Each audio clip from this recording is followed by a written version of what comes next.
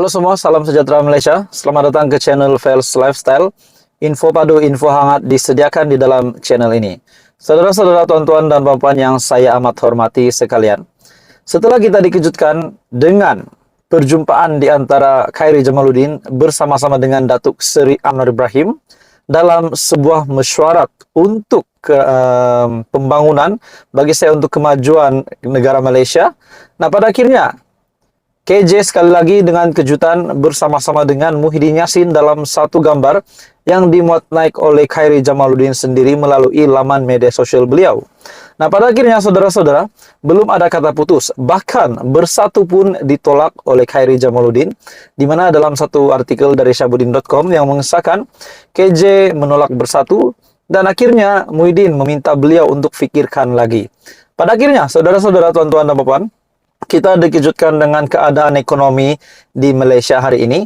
Pada akhirnya KJ ataupun Khairi Jamaluddin dalam satu kenyataan dari sebuah artikel dari astroawani.com, Khairi dakwa Ahmad Maslan penyebab ekonomi merudum. Nah, saudara-saudara, kejutan baru Khairi Jamaluddin kepada Ahmad Maslan terutamanya dan kepada UMNO. Bagi saya ini kejutan besar untuk Zahid Hamidi sebagai Presiden UMNO. Nah, dalam artikel ini, bekas ahli Parlimen Rembau ataupun Khairi Jamaluddin Abu Bakar mendakwa semakin banyak timbalan Menteri Keuangan 1, Datuk Seri Ahmad Maslan, mengeluarkan kenyataan berkaitan ekonomi, maka ia akan merudum dengan begitu pantas. Katanya, tindakan Ahmad berbicara soal ekonomi seolah-olah ada pengumuman besar untuk memastikan nilai ringgit lebih kukuh. Bagi saya, cara pengumuman itu bagus kerana ia merupakan gerakan taktikal. Namun, ia tidak akan mengubah soal gambaran landscape pelaburan di negara kita, katanya menerusi rancangan podcast Keluar Sekejap pada Rabu.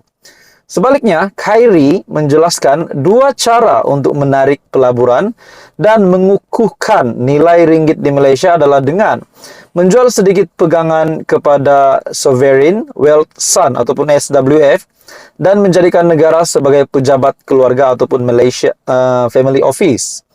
Jelasnya, pelabur yang datang melabur melihat kepada kerajaan, usaha syarikat berkaitan kerajaan ataupun GLC dalam menyediakan peluang untuk dilaburkan dalam sesuatu usaha niaga. Apabila pegangan dijual sedikit kepada SWF, ia akan memberi kesan lebih besar kepada pengumuman yang kecil untuk jangka masa panjang. Jadi cadangan dari Khairi ini bagi saya saya sangat setuju dengan cadangan dari KJ ini. Jadi saudara-saudara, apa yang saya lihat di sini, kita dapat melihat bahwa Khairi Jamaluddin mempunyai potensi sebagai seorang pemimpin yang boleh berada di tingkat yang lebih tinggi dari yang pernah beliau, maksudnya jawatan yang pernah beliau sandang sebelum ini, yaitu Menteri Belia dan Sukan, Menteri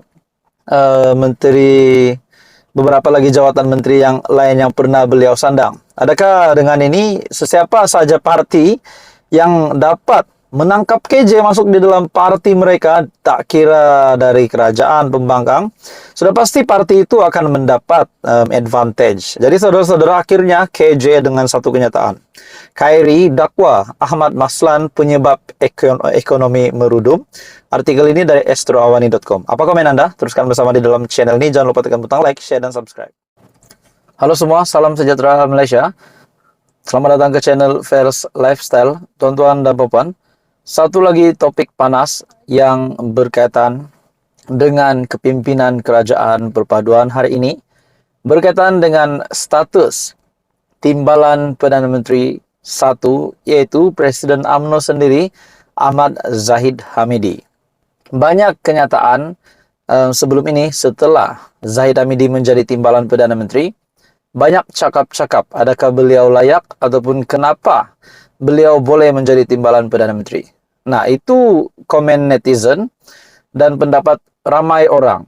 Dan di dalam viewers channel ini juga ada menyatakan pendapat, ada menyatakan pandangan mereka sendiri. Ada yang berkata tidak layak, ada juga yang kata layak. yaitu Zaid Hamidi layak untuk menjadi timbalan Perdana Menteri, dan hakikatnya hari ini beliau sebagai timbalan Perdana Menteri. Namun saudara-saudara, dalam satu artikel dari sinarharian.com, kenyataan dari Ahmad Fadli ataupun wakil dari kepemimpinan Perikatan Nasional, menurut artikel ini yang bertajuk "Gugurkan Zahid, lantik Menteri Keuangan lain". Kenyataan dari Ahmad Fadli.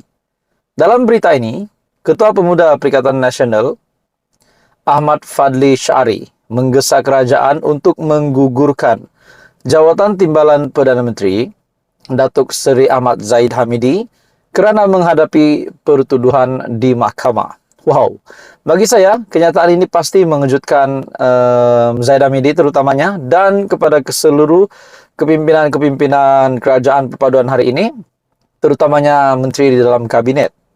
Dalam artikel ini, beliau berkata demikian, susulan kenyataan Menteri Ekonomi Rafizi Ramli berhubung pembangkang perlu memberikan cadangan untuk penambahbaikan yang boleh kerajaan lakukan dan bukannya mengadakan konvoi motosikal.